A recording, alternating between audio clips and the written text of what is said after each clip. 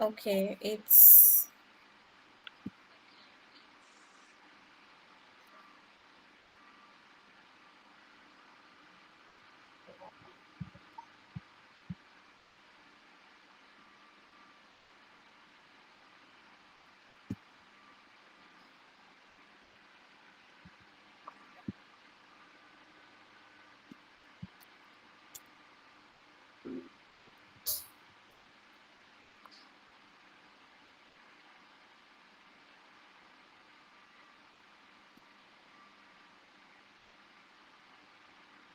okay. Good morning, everyone. This is 12.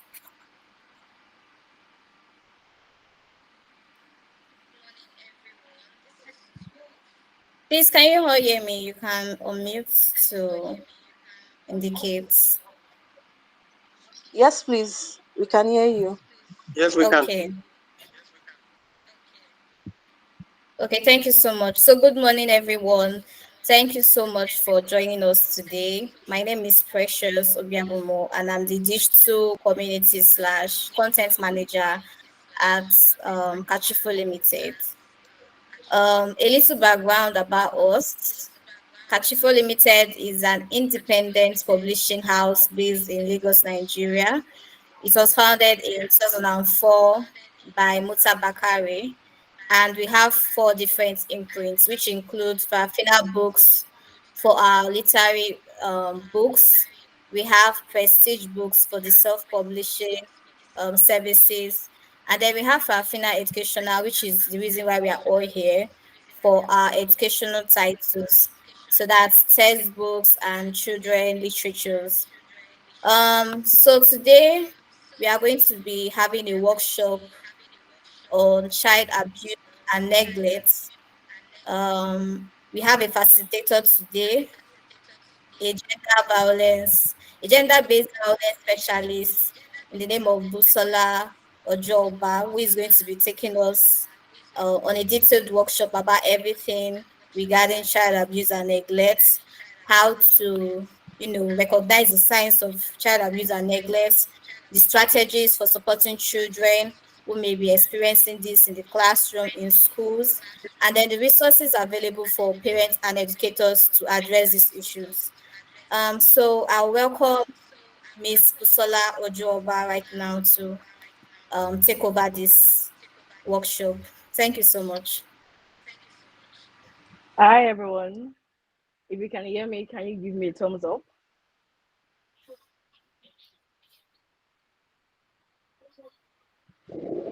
If you can hear me, can you give okay, I can see thumbs up. Hello everyone. My name is Busola Rafiat Ojo-Oba, and like Precious said, I'm a sexual gender-based violence prevention officer, and I've worked across Africa for the past 3 years teaching empowerment, self-defense, and designing gender-based violence prevention programs to women and girls across communities in Africa, Nigeria, Tanzania, Uganda, Zambia, Zimbabwe, Mexico, and South Africa. So today we are going to be talking about child abuse and neglect, or educators as we might call them, and how best we can support our students or our pupils. Like we know, and like I always say, we are the closest, teachers or educators are the closest to students or to our children. Just imagine how many hours you spend in a week, in a day, and in a year with our young ones. All right. And they are also the most vulnerable in our society. So, for every society that wants to grow, that wants to evolve, that wants to do amazing, we have to protect their innocence. We have to protect their future. We have to protect them against sexual and gender based violence, against abuse, against harassment, against child neglect. And it's not just my job to do because I'm a SW officer. It's your job, it's our job, it's each and every one of us' job. In as much as they're close to children or to students, be you a grandma, a grandparent, a parent, a caregiver, a guardian, neighbor, police officer, politician, lawmakers, each and every one of us has a duty to protect our young ones. It's a given. It's not for debate because they are who we have, and we are supposed to grow them, build them, protect them for our future generations. So what time than now can we do this amazing job? So thank you everyone for joining. I look forward to spending the next hour with you discussing the various means and methods in which we can use to protect our students, our pupils, our young ones. All right. So I would like someone to give us an energizer right before we start. Any volunteers give us an energizer before we jump right into it? What's energizer? Like Sorry, something to Busola. refresh us. Okay.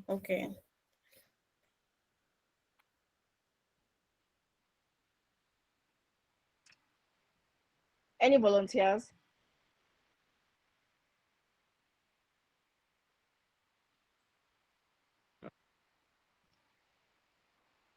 Do we have any volunteer to help us with an energizer? I don't want to put anyone on the spot.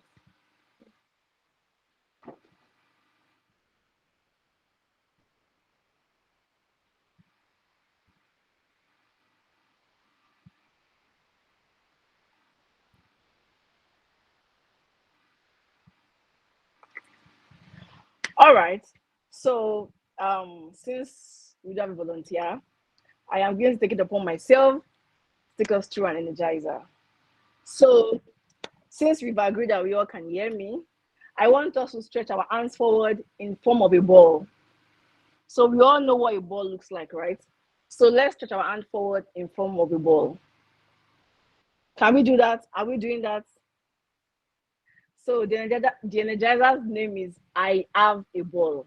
So anything I do, you do. Anything I do, you do. Are we good to go? Thumbs up if we are good to go. Okay, I can see gifts, precious, wisdom, Suzanne, success. Fantastic. 3, 2, 1. I have the ball.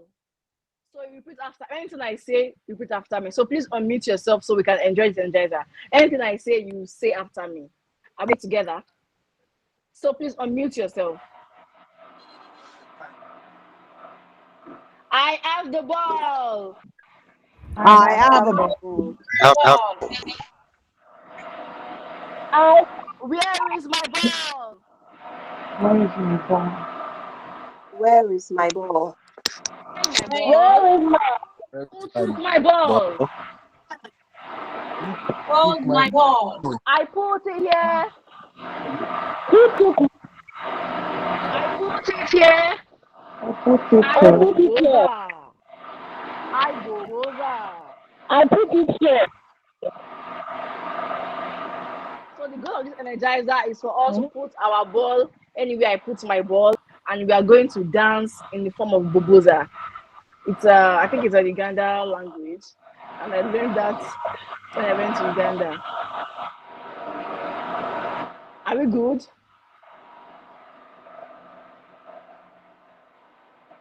All right.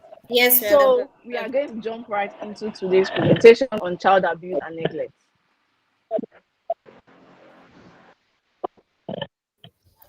Sorry, Busola, sorry to cut you short.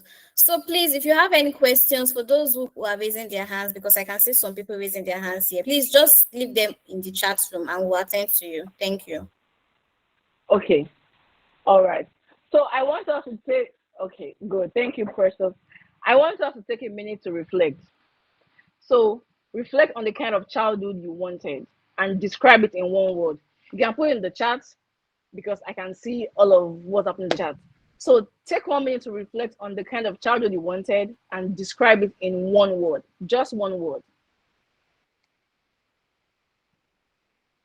Take 1 minute to reflect on the kind of childhood you wanted and describe it in one word. You can drop your answers in the chat, and I would like to hear from 3 people, just 3 people, to tell us, unmute yourself and tell us what kind of childhood you wanted using one word, while the rest of us can put it in the chat. Gift said great. Okay. Believe. All right. Sorry, you said believe. That's nice. Please keep your answers coming in the chat box. Stress-free. Precious said her childhood was stress-free. That's okay. That's nice. Motivated. Temitope said,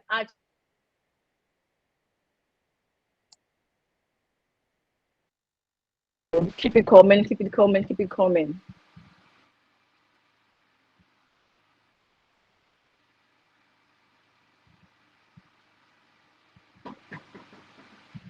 Wisdom said, hopeful. Amazing.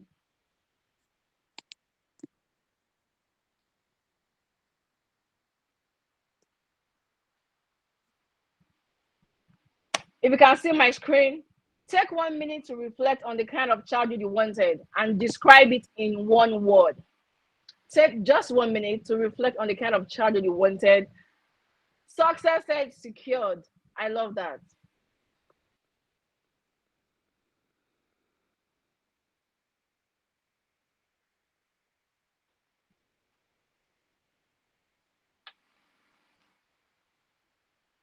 All right.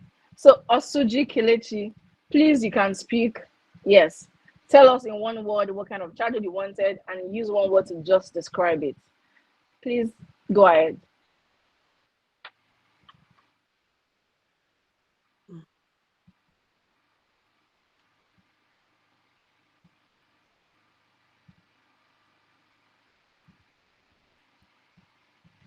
Osuji Kelechi, if you can hear me, please go ahead. I saw you raised your hand. Hopeful. Hopeful. Kelechi said a childhood was hopeful. Good. Can we have one more person share with us what kind of childhood they wanted?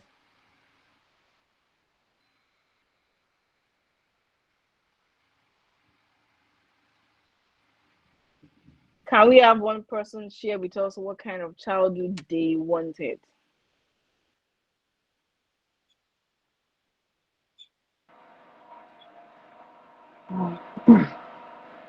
I wanted a loving and accommodating one. Susan said she wanted a loving and accommodating childhood. Fantastic. Thank you. All right. I would like to hear from one more person. Just tell us what kind of childhood. Tell us. I would like to hear from us. It's important for us to have this conversation. So it shapes us, it shapes this conversation on how we can better help and support our young ones, our students, our pupils, or even our children, our nieces and nephews, our friends, our colleagues, our family members, how we can shape the next generation of leaders and how we can protect them against harm, abuse, or danger. Just one more person. An assertive one. All right, an assertive one. Good, thank you. All right, so today, the learning objective for today is for us to understand child abuse and child neglect and the different types of child abuse, how it interplays in our communities, in our homes, in our schools, in our society, even in our families. Educators will be able to identify the warning signs of child abuse. We'll talk about disclosures. What do they mean? And how best can we handle them? Just one um, ability to handle disclosure will make a difference in a child's life. Handling disclosure positively or negatively can make or mar a student or a pupil. All right.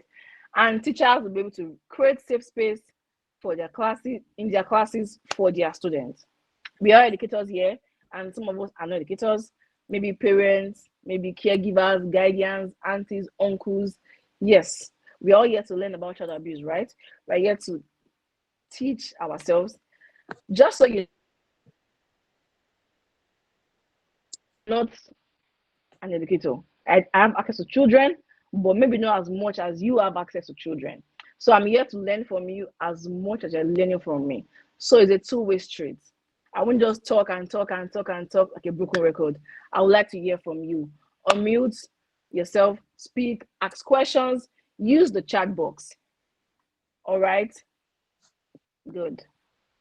So, Precious to put in the chat box the first case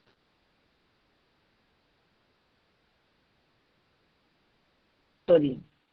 Also read it out for us. A 10-year-old girl in your class has been absent for a week. A 10-year-old girl in your class has been absent for a week. But before then, she used to be one of your most punctual and attentive students.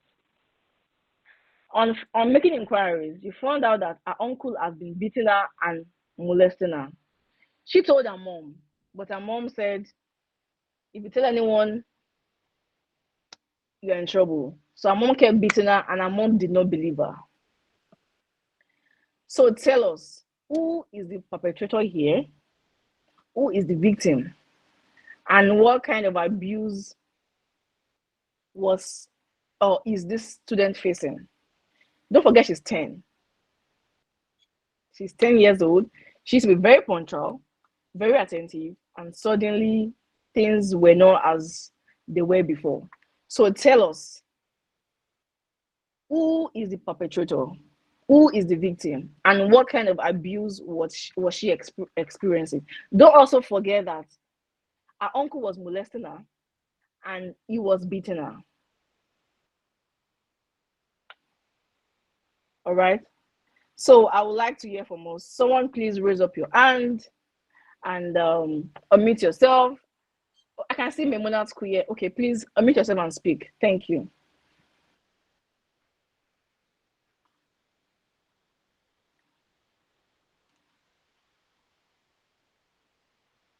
Please.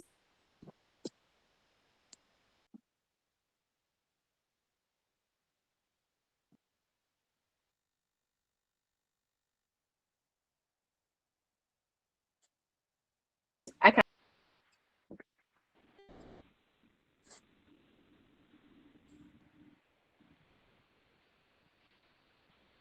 Sikirat is Memunat also Kuye, are raising you her there? hand. Okay. Any one of you can speak, please go ahead.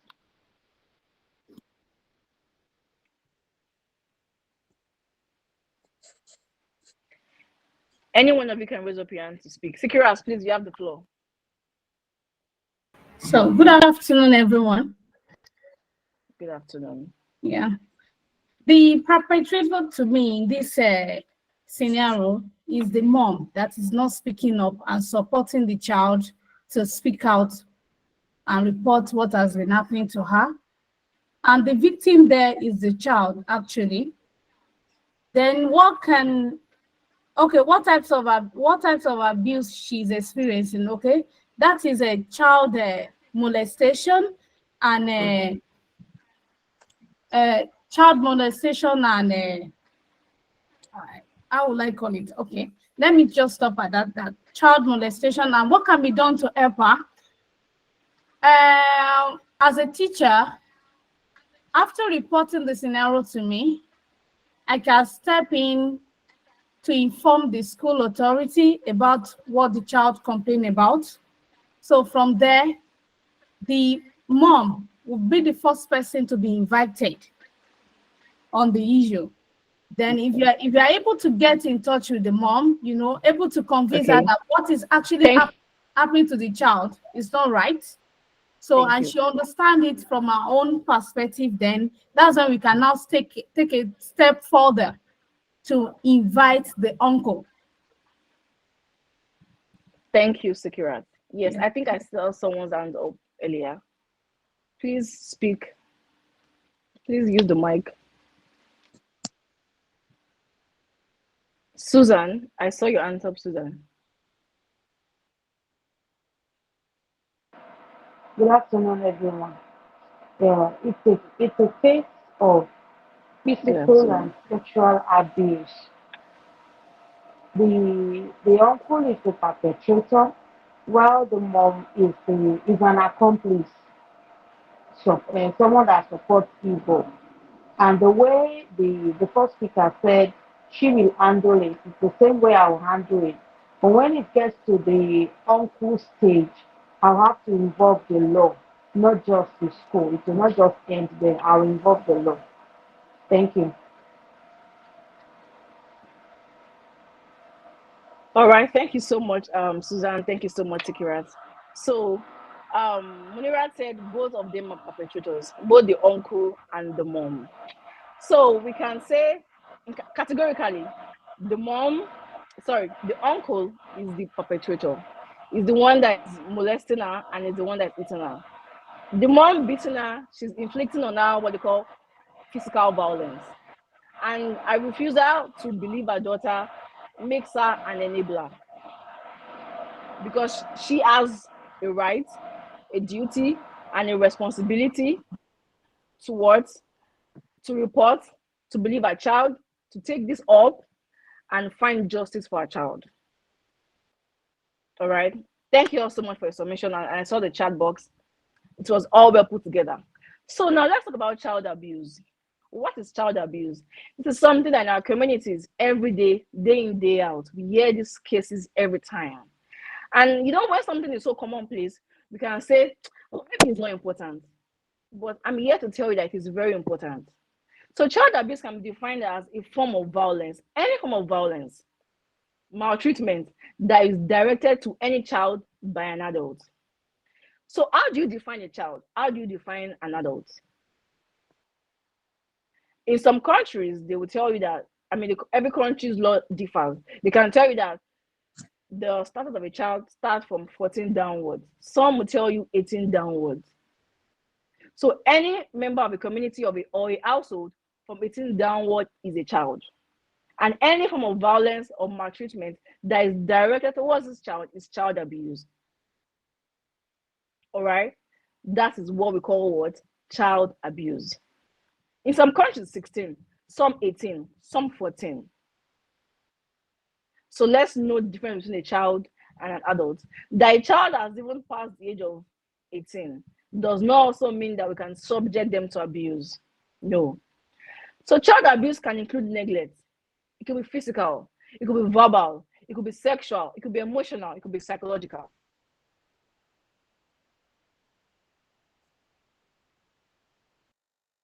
It could be spiritual, financial, like some of us on this call are parents, a caregiver, a teacher, a family member, a stranger, a guardian, a grandparent.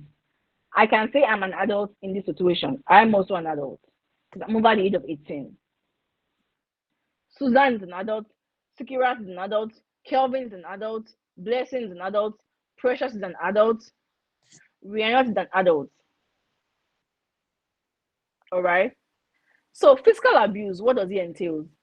It involves any type of violence, such as eating, beating, using harmful objects to inflict pain, any kind of pain, no matter how small it is.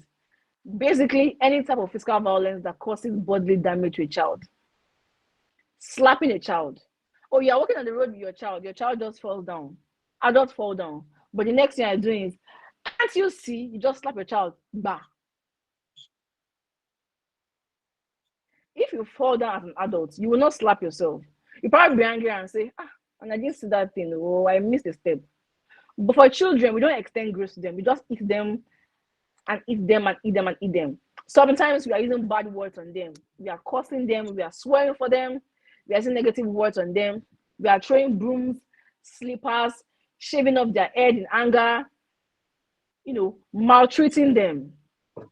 Any violence that involves physical pain, no matter how small. To you, you might think it's small, it's so little. But they are children, don't forget. And the level of pain they can handle will not be the same an adult can handle. Are we together? Yes. Are we good to go? Yes. All right. Yes. Okay. Emotional abuse. But before I jump into emotional abuse, do we all agree that we can see the signs of physical abuse on a child? I want us to cross this answer. Do we all agree that we can Oh see yeah. the signs of physical abuse on a child? Yes. We can Yes. see it. Yes. Swollen faces, bite marks, marks from iron, and so many things. Perfect. Now, emotional abuse. This is one abuse that we don't see. The signs are there, be it so there. These are the ways and manners that you make a child feel unloved, unwanted, and worthless. Unfortunately, this is very commonplace in our communities because we think that I'm not beating them now, so I'm doing enough. But you're neglecting your children emotionally. It's a sign of abuse. Silencing them. Your children will call you from morning to night, but because you are so busy and you're so like up your own emotions, you just ignore them. Oh, I'm coming, Jerry. I'm coming, Jerry. Can't sit down, busy. Can't sit down, busy. Even the way and manner we tell them we are busy says a lot. You can be busy and still be attentive. Oh, precious, just give me 5 minutes. I'll be with you shortly. And precious, sure, Ronnie, you must be very blind. I'm busy. Your wallet is even too much. Is there a difference? Yes. Is there a difference in what I said? Exactly, Yes. there's a difference. You body Yes, there shame. is. And thank you, Susan. You body shame your children. You are hostile to them. You mock them. Maybe they didn't get the desired score, and they're coming up to you like, mom, can you imagine? I didn't get the desired score. Daddy, can you imagine? Next time I'll do better. But you just for the next 2 days, you call them all. You don't know what you are doing. You are all your mates are coming home with 10/10. What am I even paying school fees for? What are the child are you? Can't you see your other sister, Olabisi? She's so smart. She's so intelligent. She's everything. So for the next 2 days, you don't give a child food. Or you give a child food, you don't give them meat. You don't give them protein. Or because of what happened, you will just mock them, you will withdraw affection. That's the week you carry your child to Mr. Biggs. You won't take your child that didn't pass in class. You will threaten them. If by this time next month you don't come up with good grades, between you and I, you're not going to school again.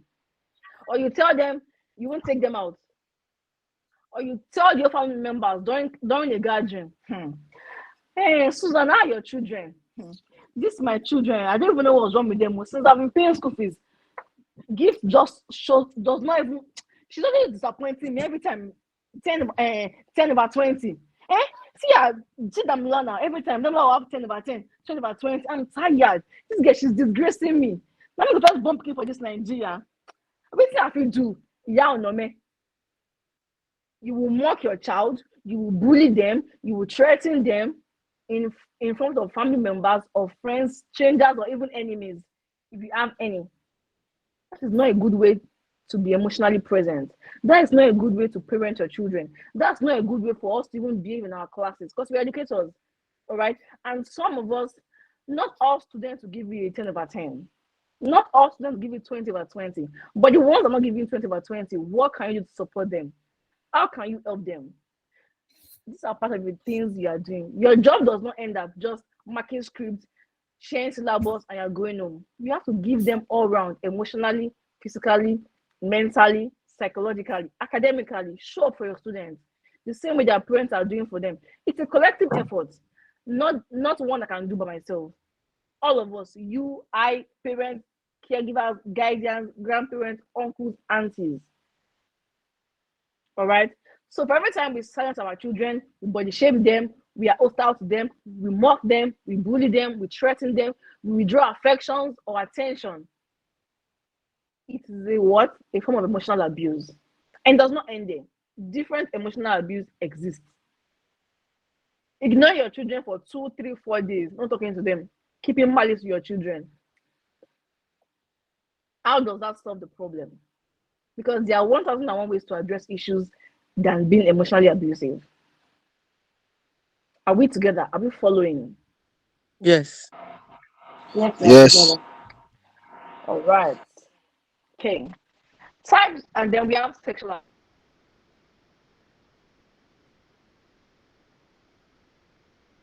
abuse. Girls will face sexual abuse before the age of 18. 1 in 3 girls. That's too much statistics. Any kind of sexual assault or activity rather that forces a child to participate a minor, it is sexual abuse. Any form of sexual activity that you force a child to participate in. Because children cannot give consent. Children cannot what? Children cannot give consent. Minors cannot give consent. The onus is on you, the adult, to make a difference. Even if they don't understand, even if there's no force of violence, it is still a form of what? Sexual abuse, because they cannot give consent. For example, rape, harassment, catcalling, kissing them, grooming, touching, masturbating before a child is sexual abuse. Grooming them. So you live in the house with this family, maybe you're the neighbor, and from age 5, you're telling a child that don't worry, I'm going to marry you, I'm going to take care of you. Because what's the business of a child with marriage?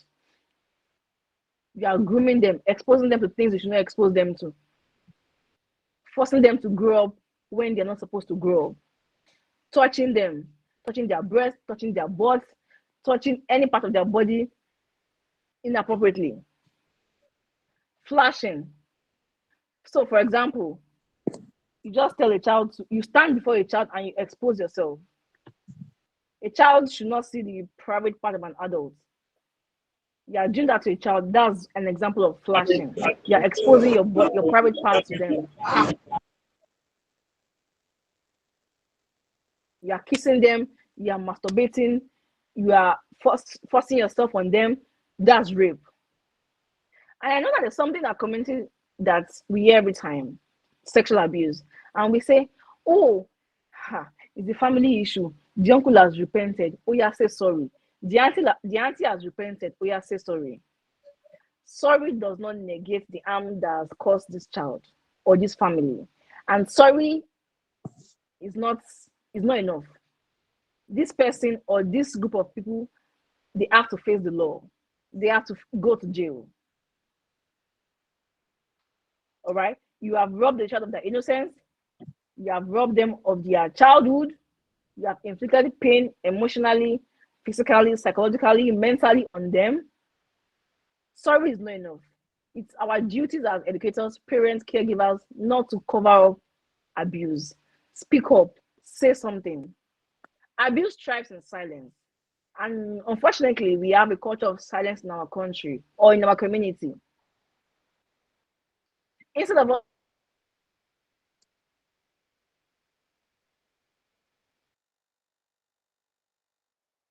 we are cruel to them, we are mean to them. We tell them, oh, is it not enough? They've told you sorry. Sorry is not enough. They need to face the law. So let's ask ourselves in our own private times, in what way am I contributing to sexual abuse? Am I a family member that says, sorry is okay now? Are you a family member or the auntie or the uncle that sees something and is not saying something? So it's important we ask ourselves, question ourselves, and do better. We have a duty, like I said, we have a responsibility. It's a collective one that each and every one of us on this call and outside this call have to do to protect the innocence of our children. It's important. It's a given. It's compulsory. Are we good to go? Then we have verbal abuse. This involves using bad words to talk and describe a child. So can someone tell me the most common form of verbal abuse they hear in the community? There's a word I'm looking for. The most common verbal abuse you hear in your community. I'd like to hear from those that have not spoken before. There's a word I'm looking for that we say it very often to our children. Please unmute yourself and speak.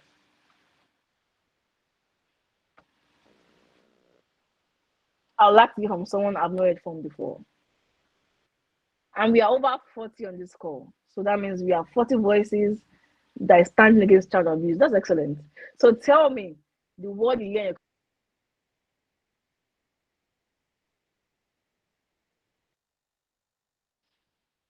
You can drop your answers in the chat box. Useless. Thank you. The word I want to use here is ode.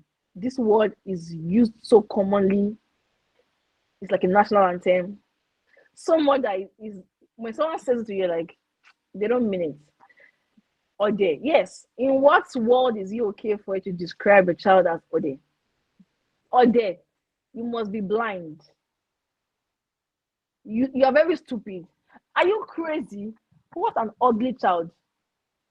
Especially when maybe they don't have the same color, which is also a problem. Colorism in our families is a problem. Maybe you are light skinned. Olodo, Muriel, thank you. Olodo, at the slightest thing. Olodo, yeah. Olodo, or there. These words are negative. We should not use this word on our children or on our pupils or on ourselves. We have Oponu to Oponu. Oponu, yes, thank you, Susan.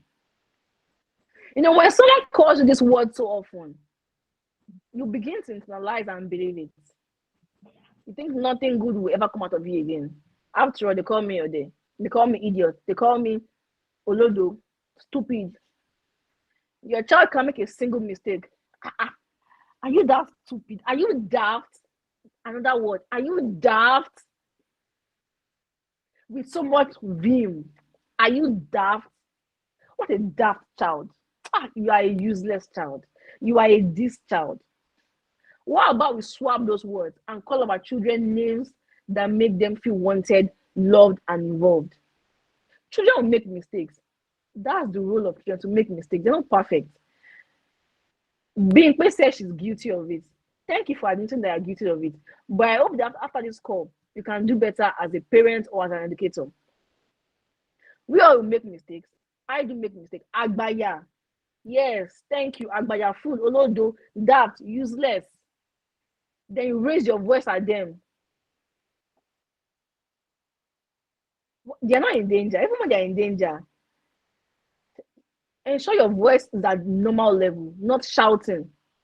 You want to call your children to do something, they've done something. You raise your laugh down because you're upset. You will call them names. Your children will internalize these names and they'll think that's who they are. But there's more to your children. Are you calling them Ode? So let's sit down and reflect and ask ourselves, how are we contributing to verbal abuse in our homes? You might think it's small, but it's a big deal.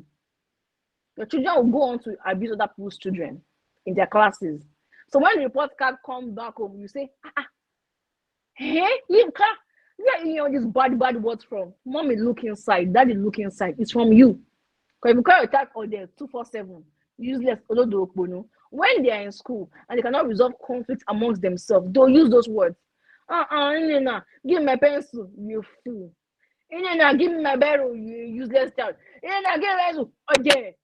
They will use those words. Then you ask, teacher, my child goes to course at home. Eh? You are cursing because you are cursing. They're using bad words because you're using bad words. Just so you know. So we can do better. We must do better. We should do better. They should see exemplary things from us, the adults, and copy non-negative things. My mom will say, you learn the good things and not the bad ones. So I hope all of us on this call will learn the good things and not the what bad ones. Are we good to go? And it doesn't end here. Any negative word to describe a child or talk to a child, you are too fat. You are changing your dress every time. Don't use such words on your children.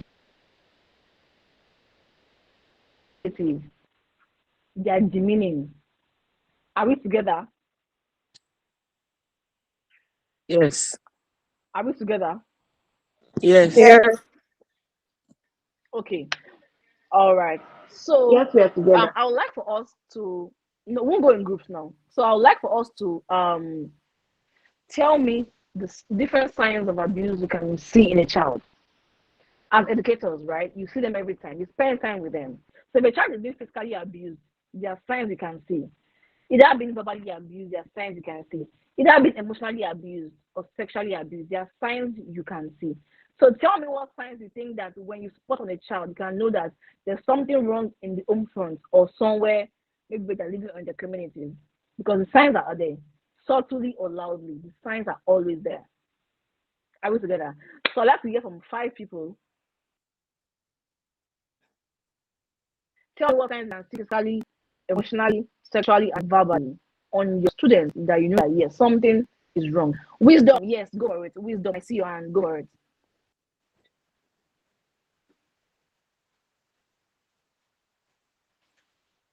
Wisdom, I see your hand, go for it.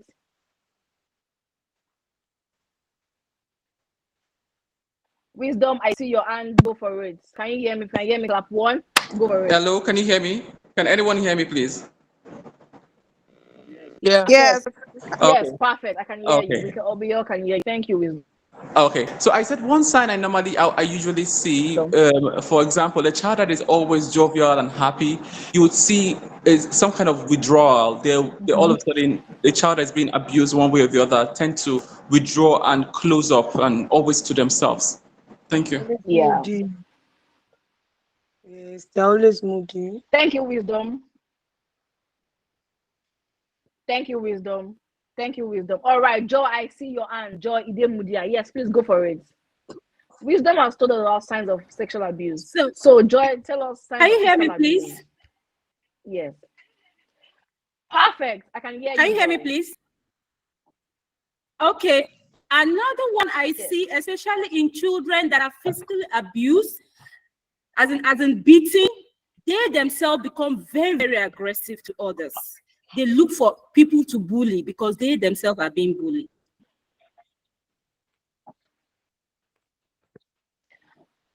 Thank you, Joy. That's a great one. Yes. We know that someone who is being abused will abuse someone else. It's a pattern, it's a cycle. And in order for us to break this cycle of violence, we have to step in now. There's no better time than now for us to make a difference and take a stand. Absolutely. Thank you, Joy. I see Kelechi's hand up. Yes, Kelechi. Yes, in cases of physical abuse, you also see scars on the bodies of the children or the child in question. Scars, the Yes, thank you, signs of the Kelechi. victim of Yeah, physical thank abuse. you. Thank you. Absolutely. Yeah, there are signs. See, when a child falls down, you will know because children don't lie. When a child should fall down, you will know. And when a child is being inflicted upon in the home front, you will know. The signs are glaring, they are always obvious. Check their backs, under their feet, behind their ears, their neck, their laps, their thighs, their butt, their wrists, their elbows, their ankles, this part of their body. These signs are there. They start to withdraw, they start to become isolated, they become aggressive, they start crying, their full involvement decreases in class drastically. A child always moody, thank you, dear, always moody. A child that participates, that jumps around, becomes a child that you have to force and force and force before they even say something in class. They are signs. We might ignore them, but they are signs. They might be subtle, but they are signs. They might be loud, but they are signs. Thank you, everyone. Thank you. All right. So let's talk about what's on the screen. Who do you think is most often the inflictor of child abuse? Who do you think is most often the inflictor of child abuse? Kelvin, I see your hand.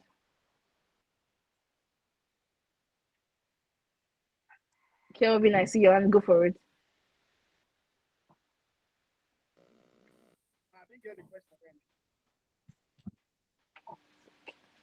Who do you think is most often the inflictor of child abuse? And give your reasons, give your answers.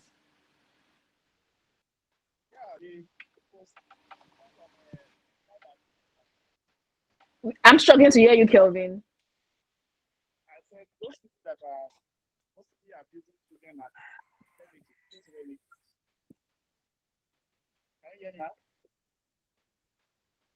Yeah. Please repeat what you said. Please repeat again.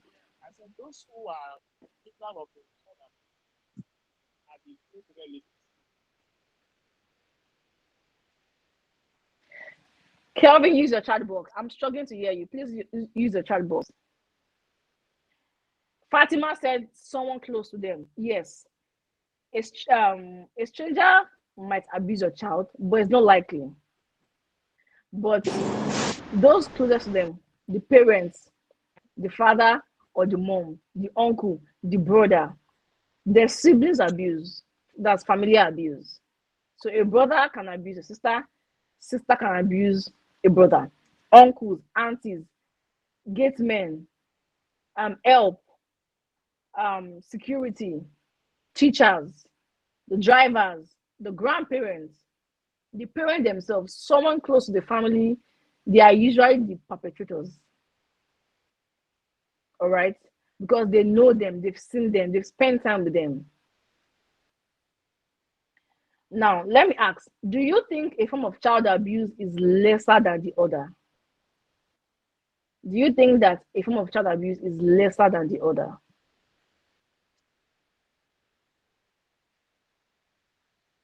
Little steps, yes, please go for it. I see your hand, please go for it. Hello, can everybody hear me? So I don't think anyone is Perfectly, greater yeah. because at the end of the day, the child is being damaged either way.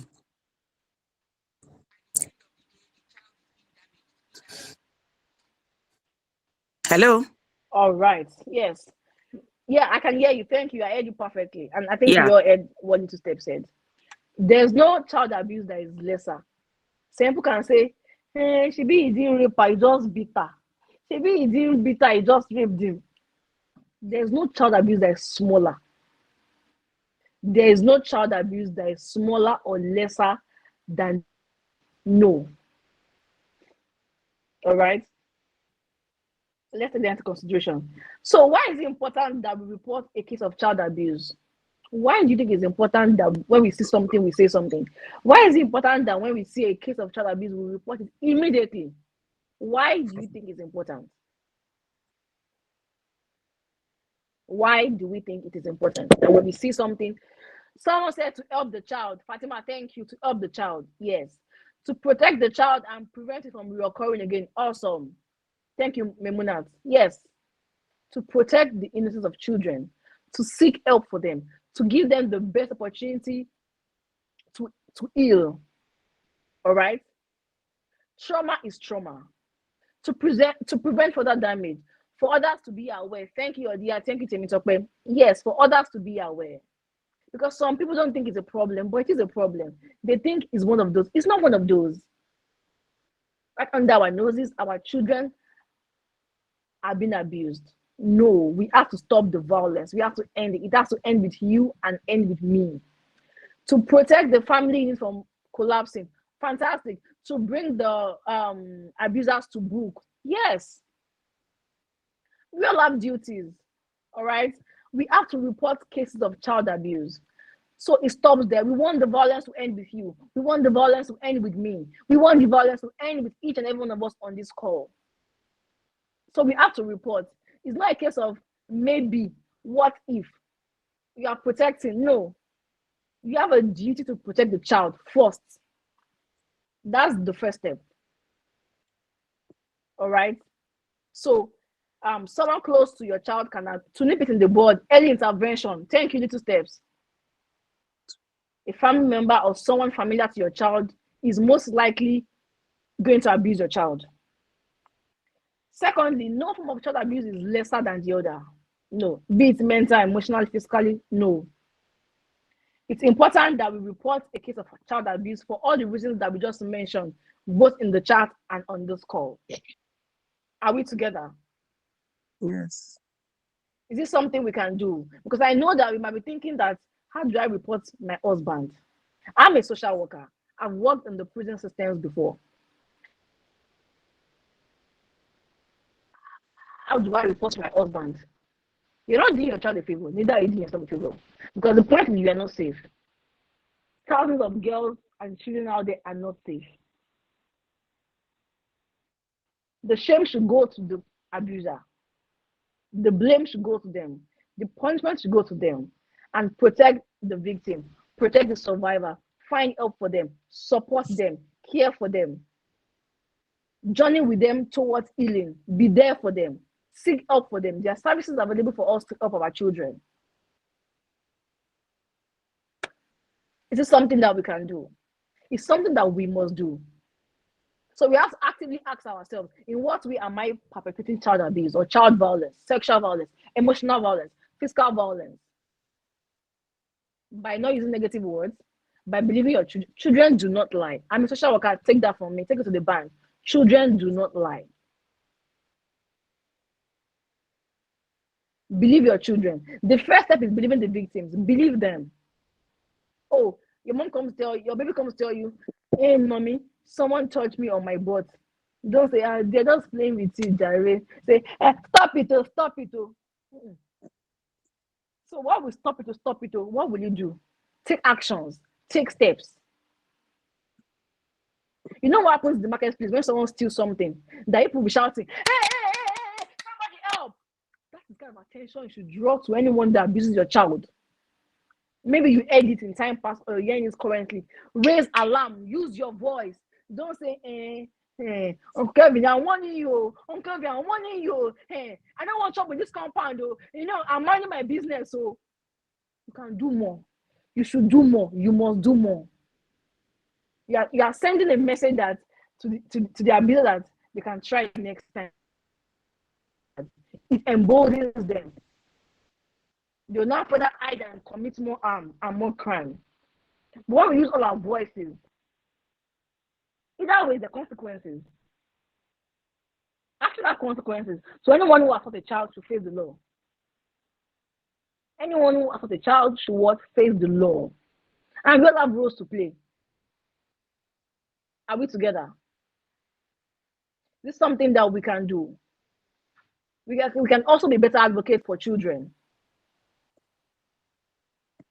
All right?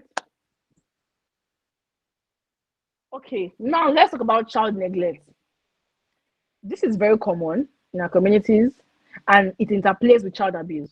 Every social problem interplays.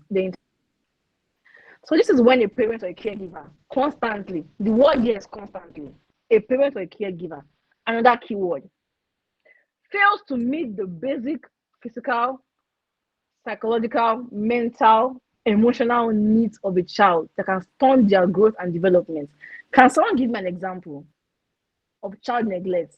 The ways you think when someone constantly, that keyword, constantly fails to meet the basic needs of a child, how it's going to stunt their growth and their development. Can someone give me an example?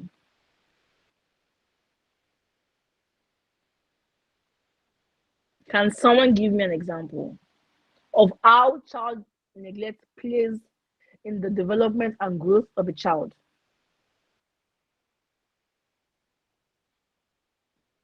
Not giving enough attention when needed. Someone said working class parents. Well, this is up for debate because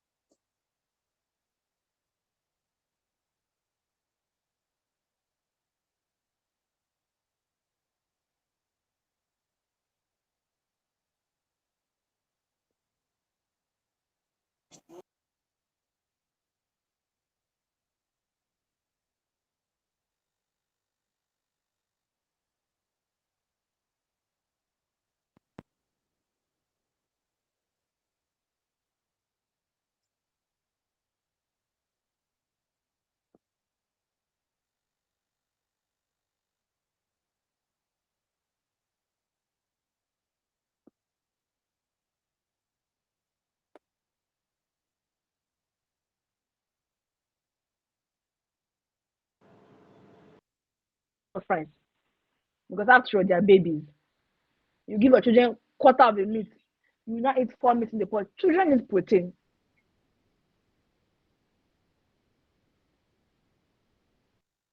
Milk.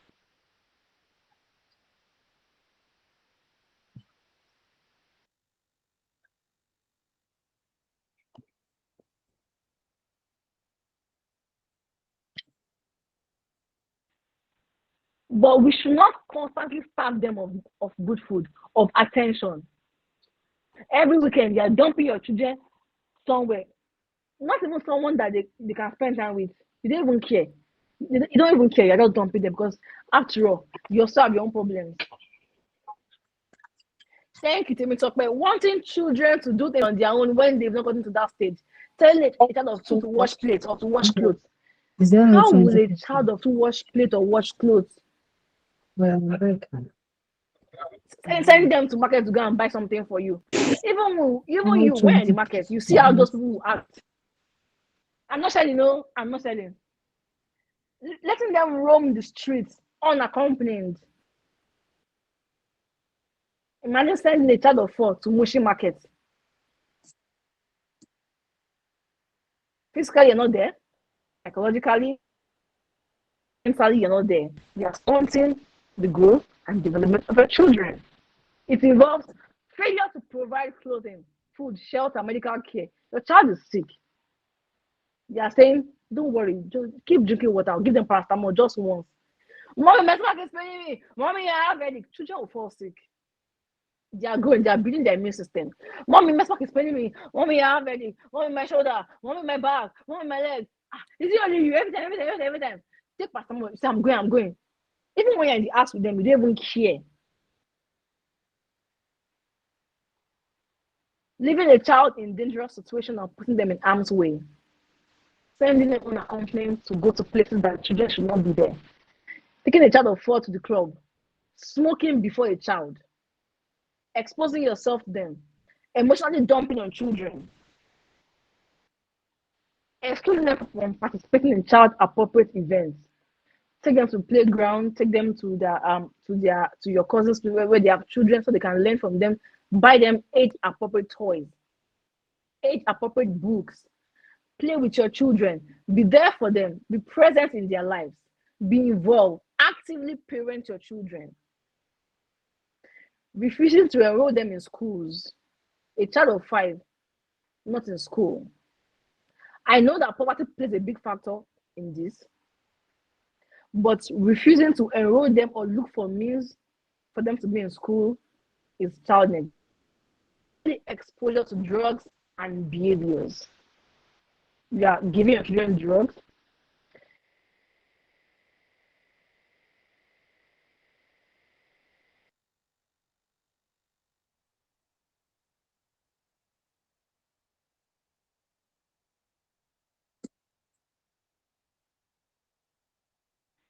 Heroin, weed. No. We can't do that to children. Neglecting them emotionally, mentally, and psychologically. Children will ask questions. Rejoice. Children are born curious. Even adults are born curious. They will ask questions by default. For example, now, Rejoice will ask her mommy, what is the meaning of stadium? Rejoice will ask her mommy, what is the meaning of Akuna Matata? Mommy, what is the function of an AC? Mommy, why do we use computers? I say, shey na only you. Every time question. No, give me a question. I don't tire. This morning I don't tire. Make I just rest. I beg. Rejoice! Baby water, I'm thirsty. You're not answering Rejoice question, but you're sending Rejoice message. Mommy, Rejoice, change. Daddy, Rejoice, change. Are we together? Engage your children. Answer their questions. Teach them child appropriate sex education. It's also a means of ensuring that your children don't get abused on time or exposed on time. Let them know that it's some body part that strangers should not touch. Only them. Or when mom is taking their bath for them. All right? Are we together? Are we together? Yes, we are. All right. Yes. So these are Yeah. physical, Yes, like we we are said, we together. Yes. discussed it. All Yes. of us have discussed the signs that you can see as caregivers, educators, or parents when kids are being abused. Frequent belly pains, flinching at touches, oversleeping during classes or activities, fear of going back home. Hey, parents have come for you. They just start crying, that they just become sad. Lack of hygiene, dressing inappropriately to cover up their marks. Signs you can see in children or in our pupils or in our students that they are being abused in the home front or anywhere they reside or in the communities. Are we together? Are we together? Yes, yes. All right. Emotional signs, behavioral changes in the classroom, aggression, someone mentioned it, lack of interest, someone said it already, poor grades, self esteem, low confidence, doubt, making frequent mistakes, constantly seeking attention, depression, sadness, anger, anxiety, feeling of hopelessness and helplessness. These are signs. When a child is absent from school frequently, delayed emotional development, difficulty in trusting adults, withdrawal and isolation. These are what signs that a child is being what neglected. Are we together? Are we together? Thumbs up if we are together. Yes, yes. All right, I can see. So, oh, perfect. Then let's discuss safe space. What is a safe space? No one will go to a building that is broken. Will you go to a broken building? Will you go to a building that has that has no roof? I doubt so. Will you go? Yes, Sophia said she will not. Will you live in a house that has no windows, that has no fan, that is hot with no doors? You will not, right? So if you will not go to those places because they're not ideal for you as adults, what makes you think that children don't deserve safe spaces? And like I said, it's an environment, a place that provides what physical, emotional, and mental safety for a group of people, pupils or students, where they feel safe, confident, without fear of judgment or shame or bias. And not just in our classes, in our homes as well. Create safe spaces in our homes for our children to be able to talk to you. Fathers, create safe space. Mothers, create safe space. Educators, anyone who has access to children, ensure you what? Create safe space for children. It has to be all round. That is the way we can know that they're being abused because they know that they can talk to you. You can come and tell you, Daddy, see what happened to me. Mommy, see what happened to me. Mrs. Faith, somebody abused me. Mrs. Akpata, somebody called me bad names. They can talk to you because it's safe. The space is safe enough. This is key. Take this message with you home today. Even in our private lives, create safe spaces for yourself, for your friends, for your family members, for your children. Are we good to go? Are we together? Now let's discuss disclosure. So, for example, I'm being abused and I want to talk to little steps about it. So, disclosure simply means talking or telling a trusted adult about a traumatic experience you are going through or you have gone through. So, I come to tell Susan, uh, Susan, I think uh, something is wrong with me in the house. I don't feel well. I don't feel fine. I need more attention. Something is happening at home. Even in my classes, I feel I'm not doing well. I'm missing time out. Talking to you about something that is causing them pain, has caused them pain in the past, or currently causing them pain. Or maybe their friend told them, they are telling you. It is disclosure. So for every time a student comes to tell you, or your parent, your child comes to tell you, Mommy, Daddy, um, this is what I'm experiencing, this is what is wrong with me, this is what I'm going through at the moment, or 2 weeks ago, they are to you because they trust you. They're talking to you about a trauma. That's what we call what? Disclosure. It means talking or telling a trusted adult about a traumatic experience you are going through or have gone through. Disclosure. Does that make sense? Can we create safe spaces in our classes? Thumbs up if you can do all of the above. Good job. Thank you. So, what do you say to a student that discloses to you? I'm going to give you an example. So, Ajayi Olabowale has disclosed to me. So, Ajayi, can you unmute yourself and say something to me? Can you please unmute yourself and say something to me? Yes. Right. So I can say, oh, my uncle came to our house and he was looking at me, was looking funny at me.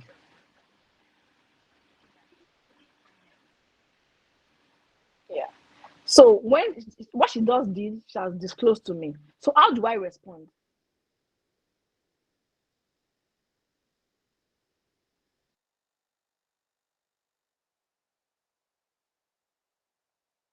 Because most times victims take the blame. I must have done something. I must have been somewhere. I must have won something. I must have triggered this person. I must have caused it. No, the fault is not on you. The blame is not on you. I'm so sorry this happened to you. This is not your fault. You don't deserve any of the pain that was inflicted upon you or the injury that was directed towards you. I'm so sorry, Rajayi. None of this is your fault, and you do not deserve any of what you went through. Then you go ahead to tell them that help is available. Because some people call mandatory reporting. In some countries, mandatory reporting says that for every time a child discloses to you a case of abuse, you have to report because they are minors.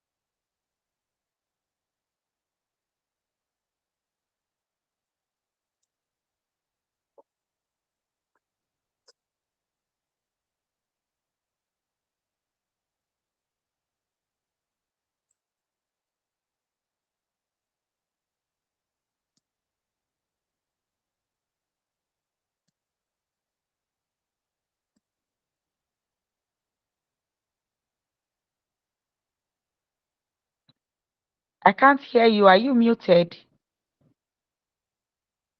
I can't hear you. I think you're muted, madam. Um, Good afternoon, everyone. I think her network currently is she's having network issues, but she'll be back very soon. But I think she has the mute sign on. I think she muted herself without knowing. Oh, okay. Busola, please, if you're still talking, check your mute button. It's like you're muted. Thank you.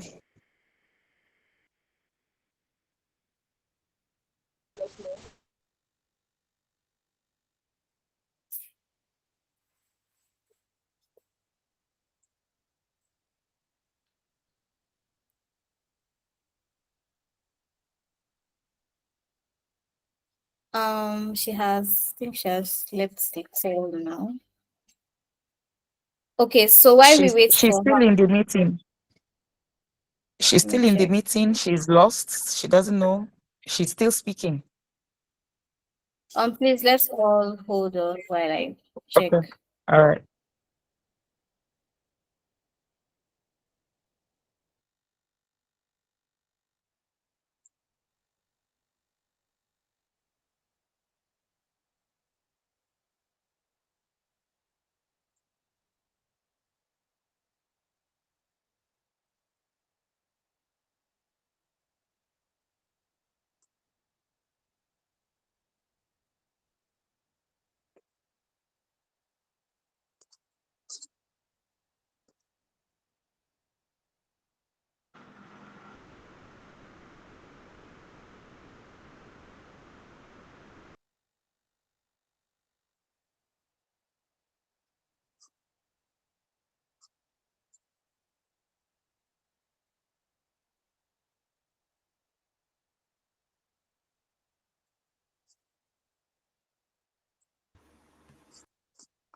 Can you hear me? Yes. Yes, Yes, you have um, unmuted Yes. yourself finally. Can you hear me? yes, we Yes. Yes, can hear loud and you. clear. Oh, yes. And can you still see my screen? Yes, you Yes. can. No, If you can see my screen, let me know in the chat box if you can see my screen. we can see you, but we can't You see can your see my slide. screen? Perfect. All right, Yes. good. Thank you. Awesome. So I'm going to simulate something with you. Actively listen. So Rihanna has disclosed to me and she has explained to me. Now, you can't see my slides. Okay. Give me a moment.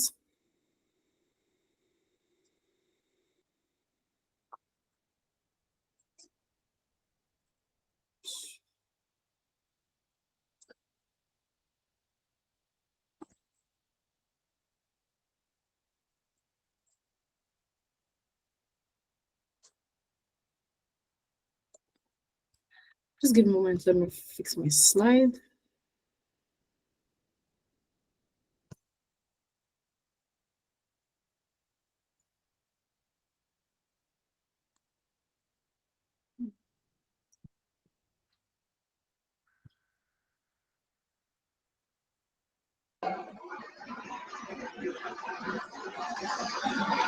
Can you see my screen now?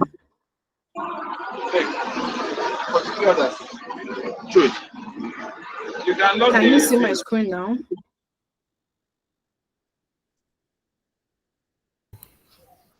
Not We yet. Not yet. can't see your slide yet.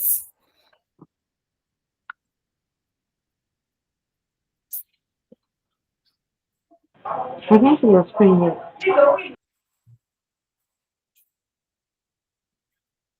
Please let me know if you can see my screen.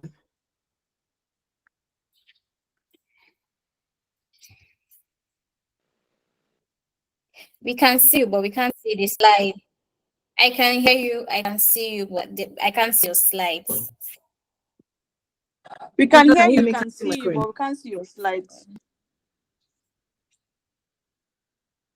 Precious, There can you you hear go. me? Can you see my screen?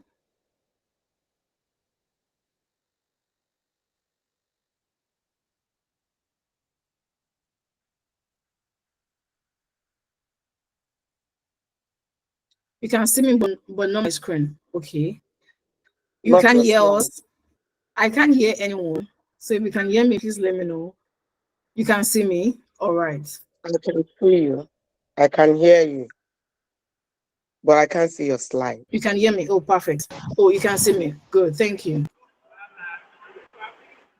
But So no when someone slides actively yet. discloses to you, like I said, actively listen, paraphrase what they've said, lean in just a bit, not too close, not too far. Then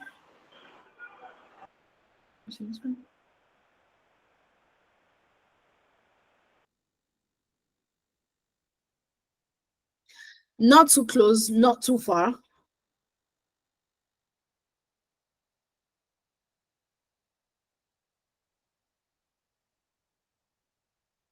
All right.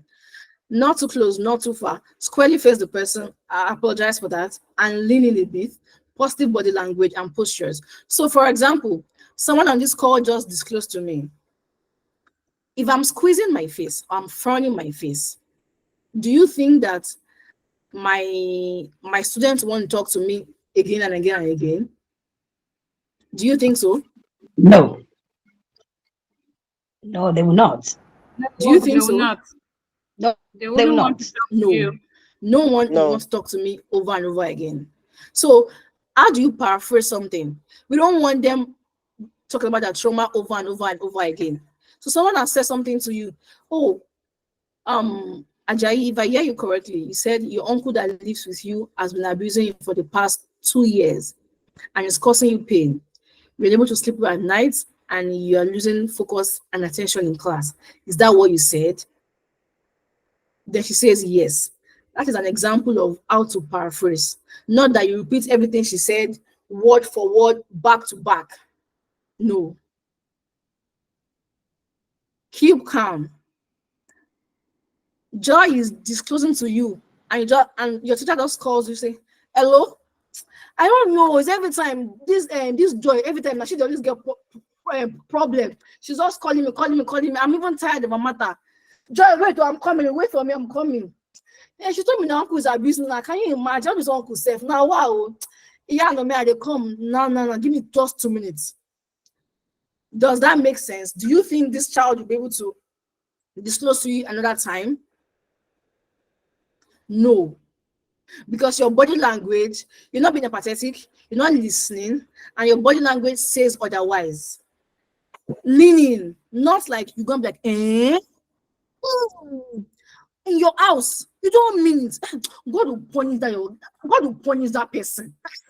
That's bad. And I always say it in class, so you children don't always learn. Hey, so what now happened? How many years ago? Tell me. How did it happen? Tell me. I don't understand. Hi, child. This is the perfect thing for body. That is not how to handle disclosure. You've gone off script. Or they're talking to you, you're frowning your face. Do quick. You're not opening your bag. Opening your bag, you're doing something. I'm hearing you. I can hear you. I can hear you now. Every time, this girl. That is not ways to handle what disclosure. Let your body language and your facial expression say that you are there, you are listening, and you're committed to what your student is saying or what your child is saying. Your posture should be at 100, your body language at 100.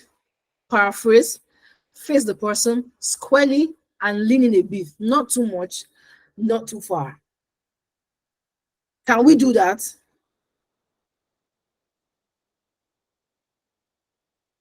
All right. Okay. So I would like for us to take a scenario question. So Murayo, when someone discloses to you in class, how do you handle that situation? How do you handle it? When someone in your class discloses to you using this method we just discussed, how do you handle it? As a teacher, as an educator, how do you handle it? Murayo, can you hear me? Yeah, hello. Hope you can hear me well. Hello, can you hear me also? Yes, we can hear you. You can Oh, go on. okay. Murayo, Okay, can you thank you. hear me? Yes, I can hear you also. Yeah, thank you so much. Yeah, pertaining to the issue raised by the child to me as a class I teacher. can't hear you, Murayo. Can you hear me? Hello? Hello? I We think we'll can have to hear put you, the teacher. chat We box for can hear now you because we perfectly can well. hear you. She can't hear you. She can't hear us, So so let's can use the we have chat another box for volunteer? now. I can't hear Murayo. I don't know. I can't hear you, Murayo. Wow, everyone else can hear Murayo. Okay, let's use the chat box then. We can use the chat box.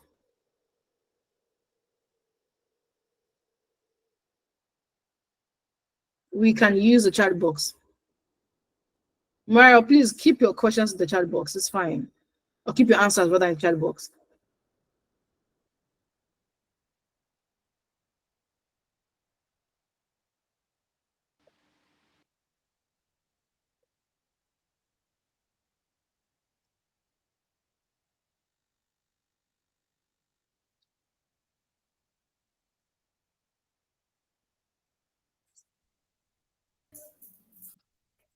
Is there anyone else that has a question? Please, if you have a Are question, we let's good use the to chat go? box.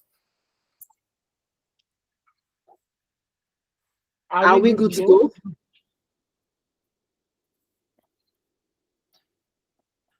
Is there anyone Thumbs up else if that you are have a good to go. question? Okay. I can't hear you, but say you can hear me. It's perfect. Okay. Okay. So So what what can can you you as a this is our last slide. so So what can you as educators do differently to help your students or your pupils? number Number one one is is create create a a safe safe space, space, a a sanctuary, sanctuary actually, actually, where where they they can can feel feel safe, safe, secured, secured, and and not not judged. judged. A A class class they they can can excel excel academically, academically, physically, physically, and and emotionally. emotionally. A A class class where where they they all all feel feel like like they they belong belong and and they they feel included. What can you do differently? Show support. You can refer them to a school counselor or appropriate services for help. You can also do what? Include them in activities that show interest. It gives them a sense of belonging, that they are welcomed, they feel cared for, and they are involved in what you are doing. Consistency. It creates a sense of security for them, a pattern that builds up into their body system. It serves as a positive role model for them and establish clear and effective what? Communication with them. Your job does not end as your job does not end just by teaching. Making clear role models for them and establishing effective communication is fantastic. There are the many ways in which we can help them to grow, we can show up for them, and we can do things by them. Does that make sense? Are we together? Also, do not shame them and give them all the room they need to grow. Support them in all the ways you can, as a teacher, as an educator, as a caregiver, as a parent. Develop different learning styles and teaching methods that includes each and every one of them in your classes. As educators, we have different learning methods: auditory, kinesthetics, and so on and so forth. Using role plays, using scenario questions, teaching different styles and methods that include each and every one of your students or your pupils in your class activities. Do not shame them. Don't call them names. Don't further cause harm to them. They are expressing something negative at the moment. Do not further increase that. Do not further cause harm. Do not further shame them. Give them room to grow emotionally, academically, physically, mentally, psychologically. Create safe space for them. Is that something we can do? All right. And when we hear issues of child abuse, where can we report to? These are the agencies we can report to: DSVRT in Lagos State, NAPTIP, Stand to End Rape, WARIF, which is Women at Risk Foundation, and Cheyara Foundation. They all address child abuse and sexual and gender-based violences. These are the agencies in Lagos, even outside Lagos, that attend to issues of child abuse, rape, child molestation, or even forced abduction.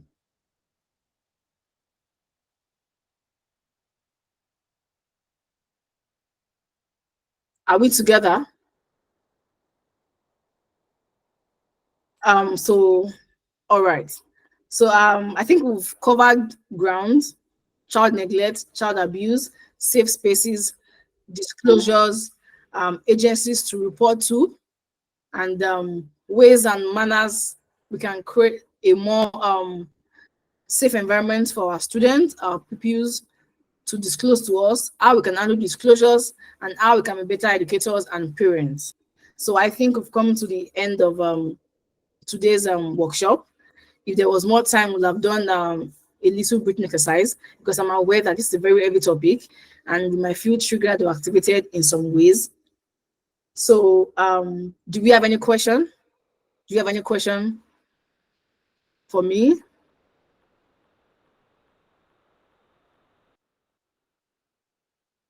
Do you have any question for me?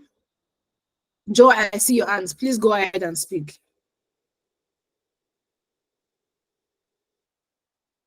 Joe, I see your hand. Please go ahead and speak. Yes, All please. right. So it's a wonderful, it was a wonderful workshop. Thank you very much for your efforts, Mrs. Ojo-Oba. We really enjoyed it. But I want to ask, do you have, is there any provision for a proof that we attended this workshop? Is there a certificate or something? Did you get my question? Okay, yes, I got your question, ma. She can't hear you right now, but there's no certificates for this workshop. It's a free training, and we are not giving out any certificates at the end of it. Thank you. Please, ma, did you get my response to your question? Yes, I did. Thank you very Okay, much. you're welcome. Please, any other question? We can also just drop it in the chat box because Busola can't hear us right now. Please, I can see your hand, so please go on. Yeah, Good afternoon. good afternoon. Please, I'd like to know if the what was projecting, the file was Joy, projecting, if it will be shared. If it's possible, I can get a copy of it. A copy of the slides. Of a project. Sure. Yeah, of the slide, the presentation. Sure, we are going to Yes, sure. share that after the meeting, the workshop rather. Yes. Okay, thank you. Okay, and okay, we also have a survey, a very, very short survey form which you can all fill. It's in the chat box. We want to know what you think about this workshop, if you'd love a second one. So let us know by filling up the form. Thank you. Any other question?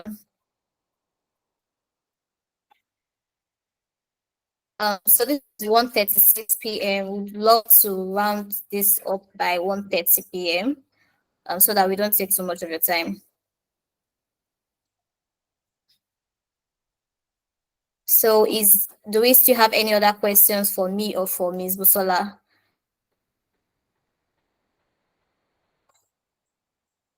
Sorry, can you all hear me? It's quiet over here.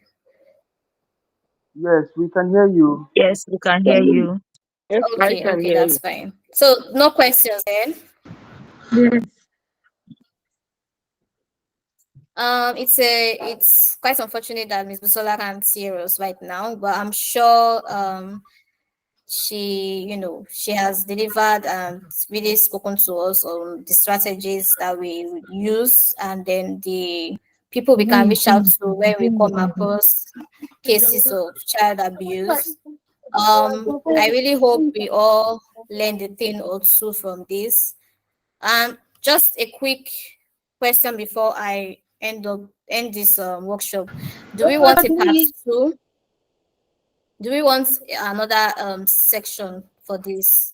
Maybe another day or time. That would be nice. Yes, please. Okay, thank you so much. I think that's it for now.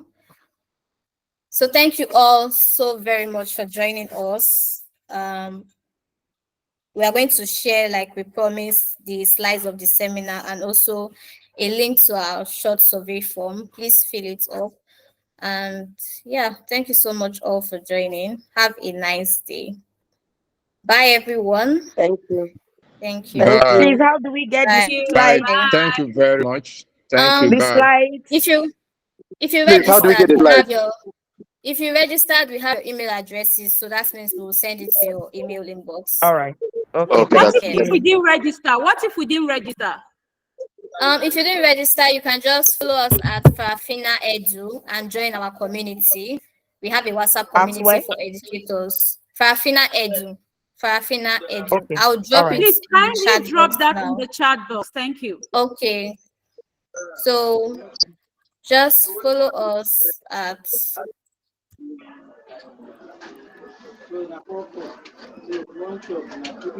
so it's in the chat box now. If we can all see this. Okay. So any other questions before we end this?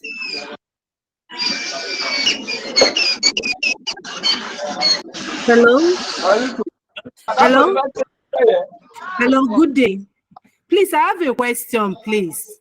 What's your question, ma'am? Okay, thank you for this insightful seminar. In fact, it's so rewarding. I want to ask, do you also have data on maybe university students that are being abused physically or sexually? That's abuse generally. This one is more focused on the primary and secondary school. So I don't know if you also have something on university students. Okay, so we invited a specialist to host this workshop, I'm sure she can host. She can also host a session especially for university students. So we can ask her about that. But this is specifically for primary school and secondary school. Thank you. Right, you are welcome. Thank you so much. Okay. Bye, everyone. Bye. Bye.